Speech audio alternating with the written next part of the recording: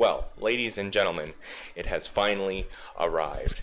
It took way longer than I would have hoped for. We will get to the reason later why it took so long, but the 2015 Game of the Year video has finally arrived. Now, the year of 2015 had some phenomenal things happen, of course. We got a brand new Fantastic Four movie. Also, of course, for us wrestling fans, we had the greatest Royal Rumble of all times. Look how confused The Rock looks in this picture. Besides that, in 2015, we also had some absolute bangers of video games, such as Life is Strange, Mad Max, and Batman Arkham Knight. But among all these great releases, 5 games stood above the rest, and these games are The Witcher 3 Wild Hunt, Bloodborne, Fallout 4, Metal Gear Solid 5, and Super Mario Maker. It is my job today to determine if The Witcher 3 really deserved winning the Game of the Year award, or is it going to be like the 2014 video, where one of the other nominees was more deserving and should have won that award instead. So join me in determining that as we start with the first game we talk about today, Bloodborne.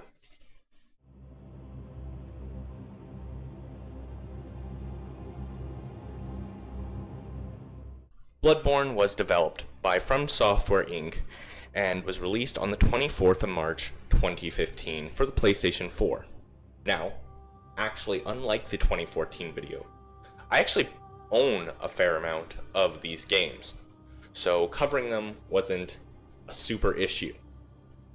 Especially this game. If you watch over on Twitch, which you should, we recently just went through this game, and I am currently going for the platinum of this game. If you haven't played Bloodborne before, the game takes you through the story of a hunter's journey through the Gothic, Victorian-era city of Yharnam.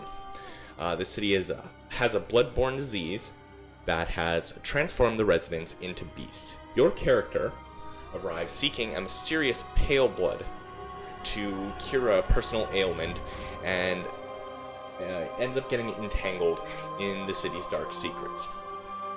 This game has multiple endings, and this isn't going to count towards the final rating of this game, but it also has a very kick-ass DLC. Bloodborne was a pleasant surprise for me. If you watched the 2014 video, you would have seen that I don't own too many Souls-like games. But for some reason,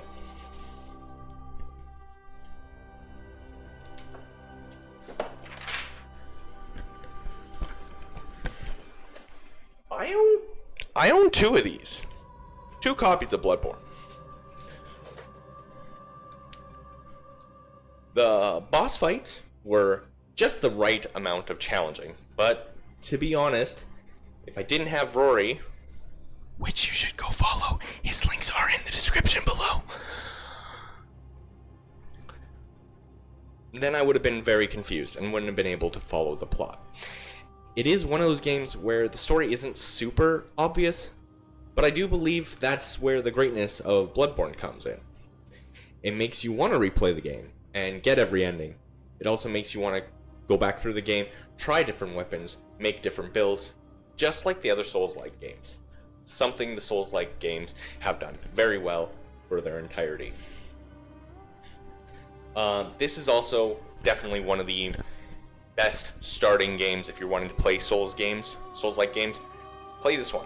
It's just the right amount of challenging, but it's still difficult, which is something I loved. Now, was this experience of my first playthrough enhanced because I was playing with my friends? 100%. Not even going to deny that any bit.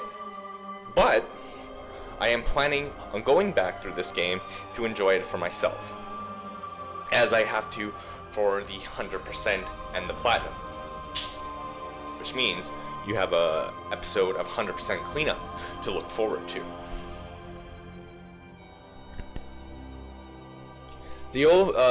This game overall was very good, and although it didn't win any awards at the Game of the Year awards, it was very well deserving of the nominee, because this game was fantastic. But now, we go on to the winner of the 2015 Game of the Year award, The Witcher 3 Wild Hunt.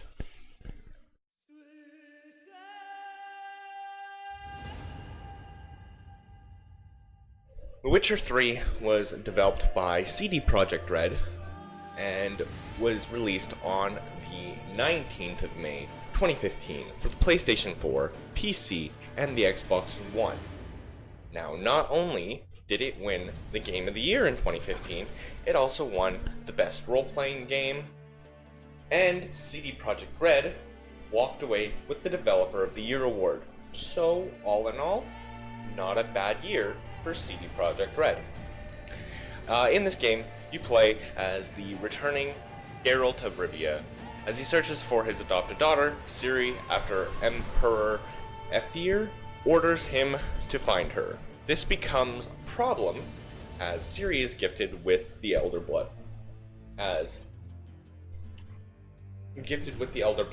Powers, which is why she's being pursued by a spectral group known as the Wild Hunt, a group of spectral, ominous riders that is led by the king of the Allen Elves. Not even going to try to pronounce his name. Do not worry, I will not butcher this for Witcher fans all over the world. As Geralt, you follow Ciri's trail across war-torn Villain and meet up with some old friends like Yennefer, Triss, and some fellow Witchers. This game does have multiple endings, just like the previous entry of Bloodborne, but I will not go into these endings, as I do not want to fully spoil this game. Also, like Bloodborne, this game has some fantastic DLCs, 2 of them to be precise. This will not come into play for my final ranking of this game, because they were not initially released when the game was released. Now, I do want to say one thing that happened to me while I was playing this game. The camera, my analog sticks were really fidgety for this game, so when I moved to one area, it didn't have the... Sorry about that noise. I had to fix my mic. It didn't have the proper... What do I say? Touch. It was very touchy, and I moved further than I wanted to, or I didn't stop where I wanted to. It was weird. Did not ruin my experience, though. It was just something I wanted to point out. The combat in this game, though. Damn, this combat was responsive as hell. I loved the combat in this game. Very nice, very crisp. The signs being assigned to, the signs were very easy to use, and it was very fun experience to do the combat in this game. Visuals in this game are also breathtaking.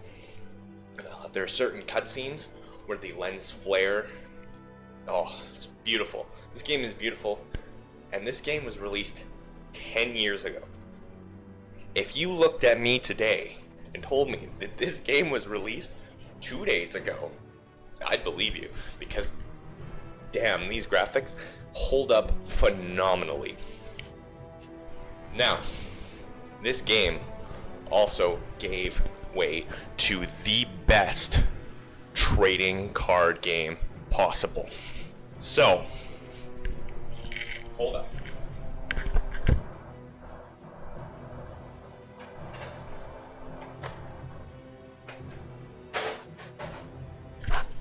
We don't need that shit anymore. We got Gwent, baby. Gwent is a side project in this game where you collect cards and you play this card game. It was so popular, they made it its own free-to-play game. That's incredible. That's awesome. That's simply great. This game was a very pleasant surprise. I had not played the other Witchers before. Sorry, I did play a little bit of Witcher 2, but like the intro of Witcher 2. I loved the intro of Witcher 2. I loved playing Witcher 3 for the little bit I played for this video. This game is fantastic. Very much deserving of the Game of the Year 2015, 100%. But will my next game that I'm covering and reviewing be better?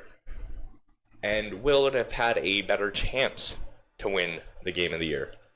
Join us as we look at Metal Gear Solid 5: The Phantom Pain.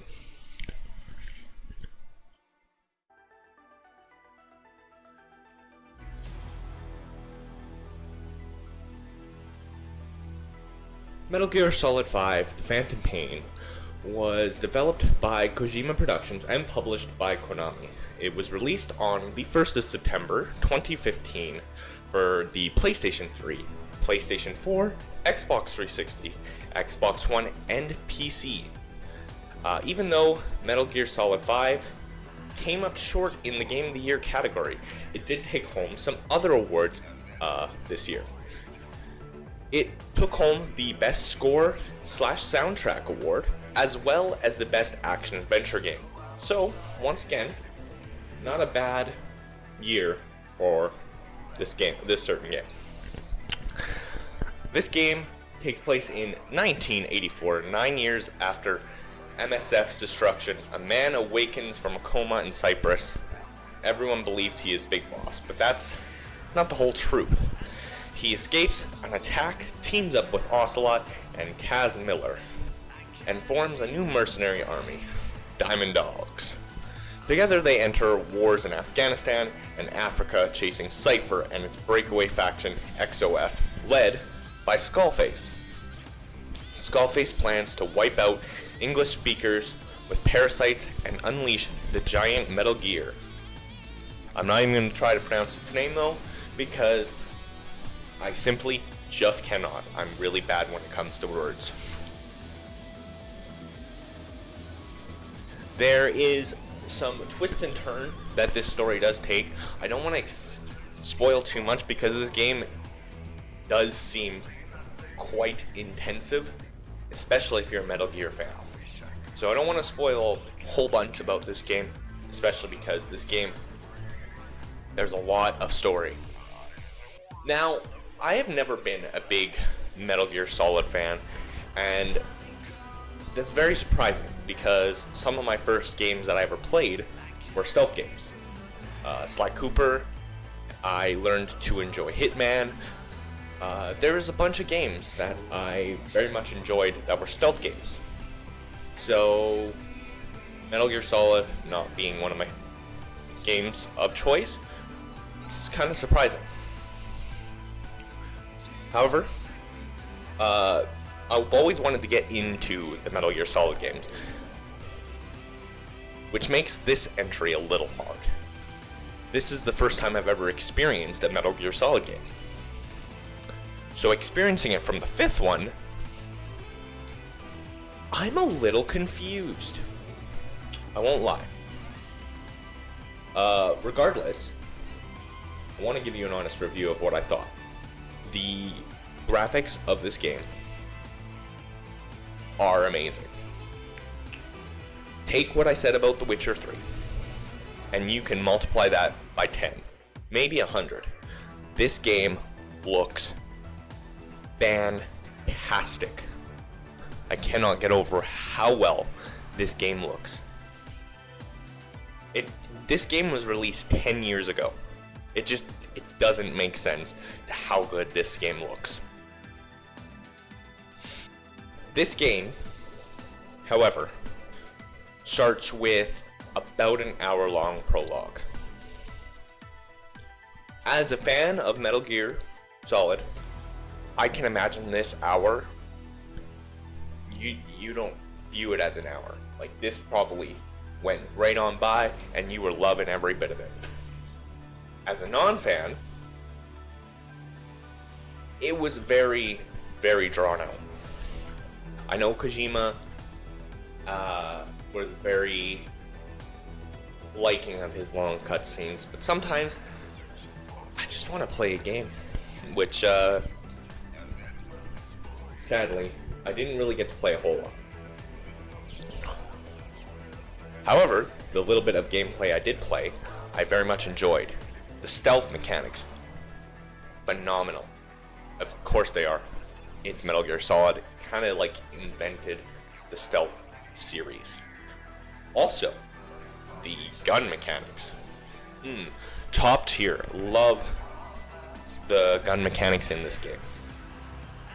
If you can go from third person to first person while shooting, so it's an instant plus for me. I love being accurate with my shots. For the little bit of time I did play in this game, I did really enjoy it. I would really like to go back to this game after maybe I've gone through a few more of the older Metal Gears and get the love that this series deserves. This did not ruin my experience. I did very much enjoy this game, but I should come back later and experience the game the way it's supposed to be played, and maybe I'll learn to love it a little bit more. This is not me saying, because I'm not a fan of this game, it doesn't deserve Game of the Year nominee. No, this game 100% deserves it. This game's beautiful. Gameplay's fantastic, and honestly, if I knew more about the lore, this probably would be very close to being Game of the Year. Let's hope the same can be said about our next game we're going to go through. Super Mario Maker.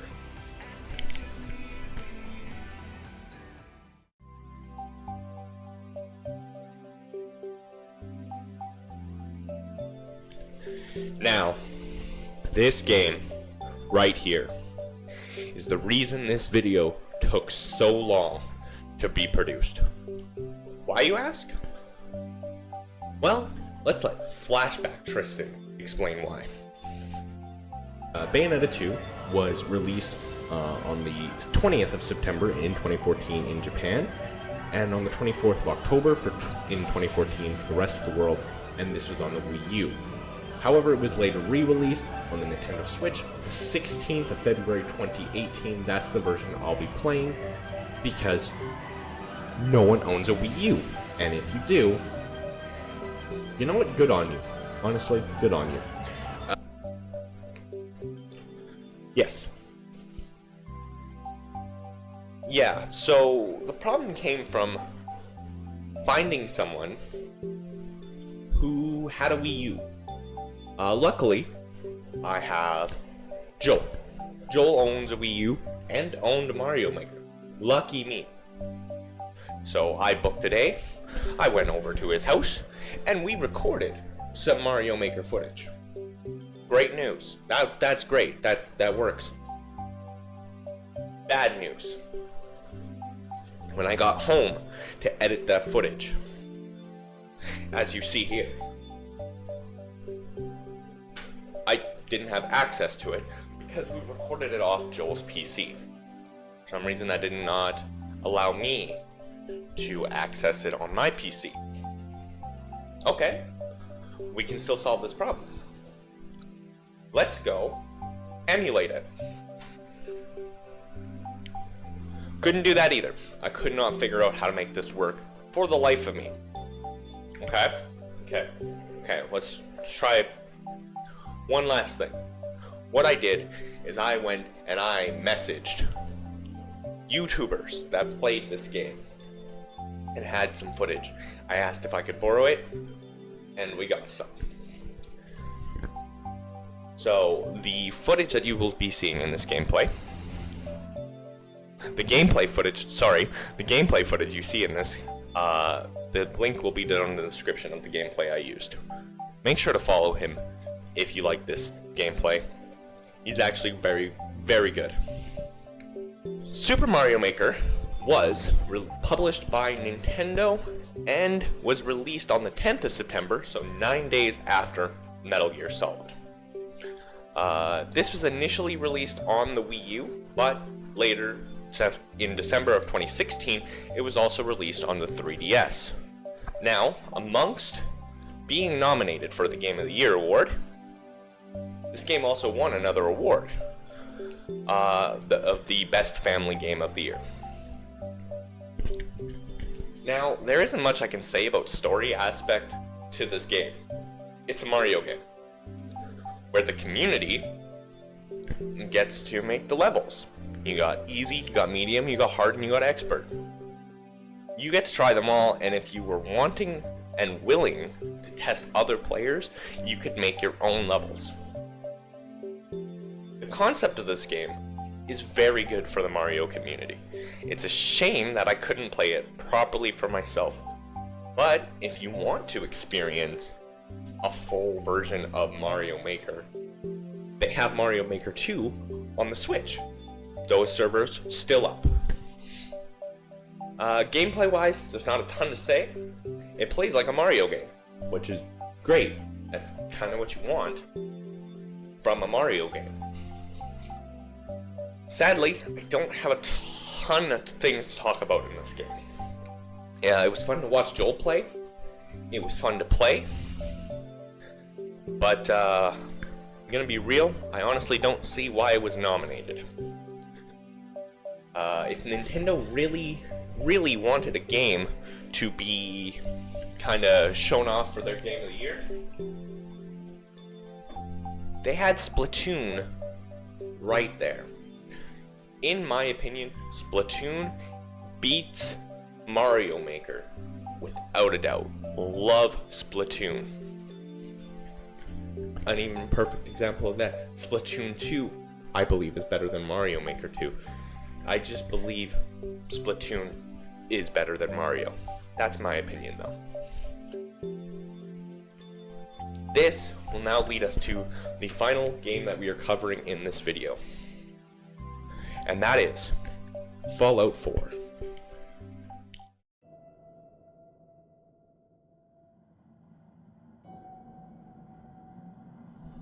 Fallout 4 was developed by Bethesda Studios and was released on the 10th of November 2015. Now, this was released initially for PC, Xbox One, and PlayStation 4. It has later had releases for the Xbox Series X and PlayStation 5, however. This game did not win any other awards at the show, so if you were Bethesda and Fallout, rough year. Fallout 4 starts on the day of the bombs drop, October 23rd, 2077. You're living in Boston with your spouse and your baby son, Sean. The nukes hit, and you make it to Vault 111, and then boom. Frozen. You wake up later with your spouse being murdered in front of you and your son being kidnapped, and you're left as the sole survivor stepping in to a destroyed world. The big twist? Synths. Human-like androids created by the Institute, and every major faction has a different take on them. The Minutemen, they're neutral. They just want to rebuild. Railroad, fighting to free the synths. The Brotherhood of Steel, they just want to wipe the synths out. And the Institute, they're behind it all, secretly replacing people with machines, led by someone called Father. Paranoia runs deep. Anyone could be a synth, a neighbor, companion, even a leader. And in the end, the choice is yours. Fight for humanity or fight for the synths. Either way, you're deciding the future of the Commonwealth in this game. Gameplay-wise, this gameplay is very solidly, very, very good. I enjoy this one over other Fallout games. The combat feels more crisp. And the VATs seem more fun to use. I didn't see myself overly using VATs though, because of the aim down sights mechanic, which is great. Visuals of this game, very nice as well, perfectly captures how the world would look after bombs would have been dropped, while also being just honestly very stunning to look at. This game was very, very pleasantly surprising, and maybe I'm just saying that because after almost 2 months of trying to get Mario Maker footage figured out, Fallout 4 was just something nice to play. I will not count that towards my final rating, towards Mario Maker or this game, of course, because it's not Mario Maker's fault that I had problem finding footage, and it's not Fallout 4's fault that Mario Maker maybe made me enjoy this game a little bit more.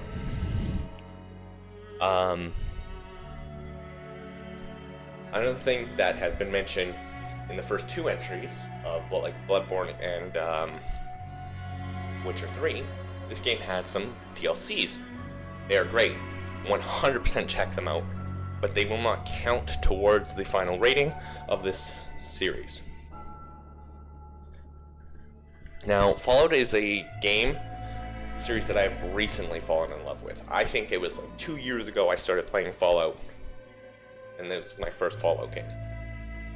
I love this series, so much so that off stream, we haven't played it in a while, but I have a homebrewed D&D Fallout game based on the Fallout world. I love it. This is definitely up there for one of the best Fallout games, but nothing can beat 3 for me. 3 is the best Fallout game, hands down. Overall, my experience with this game was great, phenomenal. I cannot recommend this game enough. Just like any game that I have covered here today, you should go out of your way to play all of them. Maybe figure out how to do Mario Maker, or just play Mario Maker 2.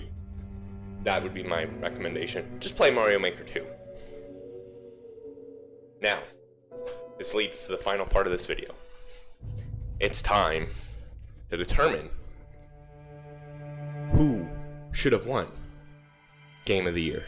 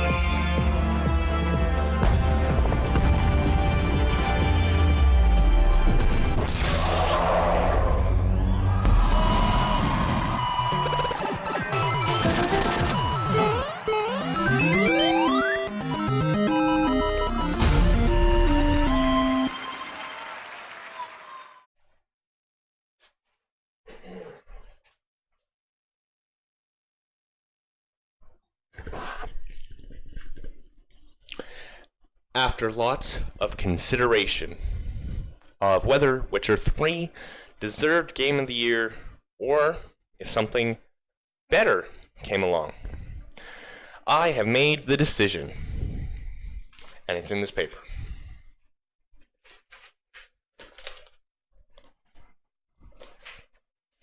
Yes, 100% Witcher 3 deserved the Game of the Year award. 100%. This game is phenomenal. It had a side little gameplay aspect, like Gwent, that was so great. It spawned its own free-to-play game, which not a lot of other games can do. Or say that a side piece in a game was so popular it became its own very own game. That's great. The visuals, fantastic, stunning. Any other word that I can describe this game, it's just is. It's stunning. The gameplay, also stunning. Just everything about this game is just great.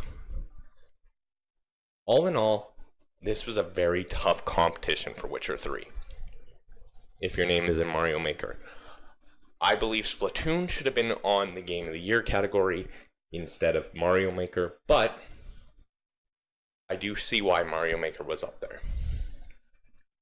This Game of the Year, I was one of the most excited to make this one because there was some very, very good games up for Game of the Year this year. Really, it depends on the person.